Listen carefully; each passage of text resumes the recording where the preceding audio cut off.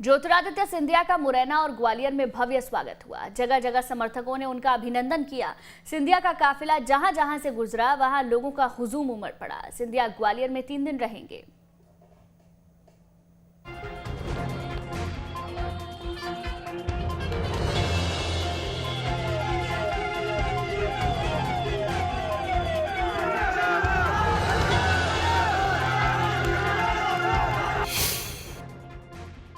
ग्वालियर में सिंधिया का अभिनंदन। स्वागत के लिए शहर में उमड़ा हुजूम। रथ पर सवार होकर ग्वालियर घराने के महाराज की एंट्री अपने गढ़ में हुई तो क्या समर्थक और क्या विरोधी सब सिंधिया के रंग में रंगे दिखे। कोई भी ऐसा चौक चौराहा नहीं रहा जहां सिंधिया का अभिनंदन नहीं हुआ। जहां जहां से ग्वालियर के महाराज गुजरे, जनता ने उन पर फूल बरसाकर इस्तकबाल किया। समर्थकों ने सम्मान और स्वागत की ऐसी तैयारी की थी कि सही मायने में महाराज का रोड शो ऐतिहासिक बन गया।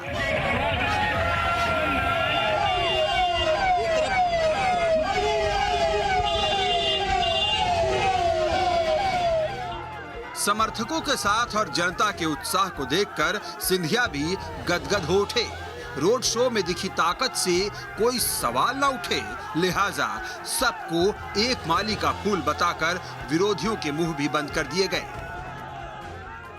सब एक ही माले में पिरोकर आगे क्षेत्र का विकास हम लोग करेंगे। कांग्रेस का काम ही है आरोप लगाना और हमारा काम है काम करना। अब आप अंतर देखेंगे हम में और कांग्रेस में, और निर्णय जनता ने लिया है।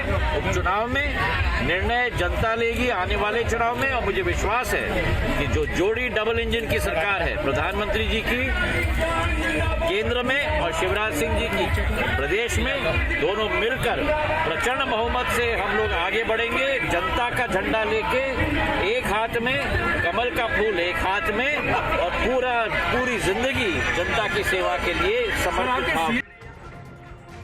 सिंधिया के साथ उमड़ी भीड़ को देखकर ये तो एहसास हो ही गया कि संभाग में उनके आगे किसी भी दिग्गज का टिकना मुश्किल है।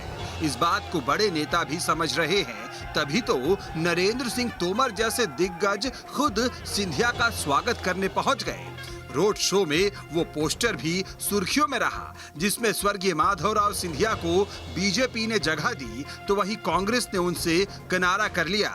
बावजूद इसके कि माधवराव सिंधिया ताउम्र कांग्रेस में रहे, कांग्रेस को उनसे सहानुभूति का फायदा मिल सकता था, लेकिन कांग्रेस ने किनारा कर खुद अपना नुकसान कर लिया। कांग्रेस में जो हो जाए वो कम है, वो कुछ भी कह सकते हैं, और वहाँ जिलाध्यक्ष जी जो कहेंगे जरूरी नहीं वही हो।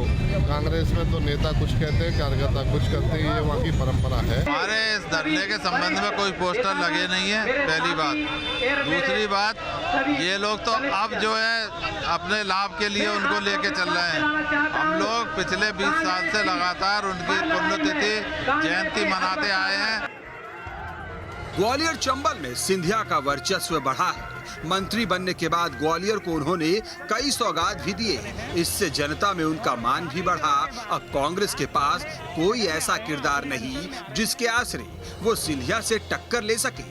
हालांकि रोड शो में कोरोना गाइडलाइंस को लेकर भी सवाल उठे, लेकिन दिलचस्प बात तो ये है कि सवाल उठाने वाली कांग्रेस भी उसी फहरिस्त में शामिल है। तो फिर उन बातों और सवालों की अहमियत ही क्या, जब हर सियासी पार्टियां हमाम के एक ही रंग में हैं।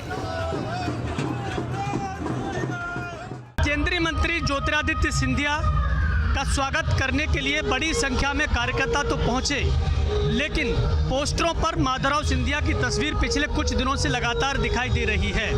ज्योतिरादित्य सिंधिया के बीजेपी में आने के बाद शायद ये कहा जा रहा है कि अब बीजेपी ने माधवराव सिंधिया को भी अपना लिया है। हालांकि कांग्रेस लगातार ये दावा कर रही है कि सिंधिया तो कभी बीजेपी में रहे नहीं और वो आज भी कांग्रेस के ही नेता हैं। जिलाध्यक्ष का ये भी कहना है कि कांग्रेस कार्यालय में वो आज भी सिंधिया को माल्यार्पण करते हैं और ग्वालियर का कांग्रेस कार्यालय तो उन्हीं के नाम पर बना है। Vinod Sharma, news state, Gwalior. सिंधिया ने ट्वीट कर ग्वालियर वासियों का आभार व्यक्त किया। सिंधिया ने लिखा, ये मेरा परिवार है, आपसे हमारा नाता पीढ़ियों पुराना है। सिंधिया परिवार को जो अविरल स्नेह और विश्वास आपसे मिला है वो मेरी पूंजी है। इस भरोसे पर सदैव खरा उतरूंगा। सिंधिया परिवार का मुखिया होने के नाते आपसे मेरा वादा है। धन्यवाद ग्वालियर।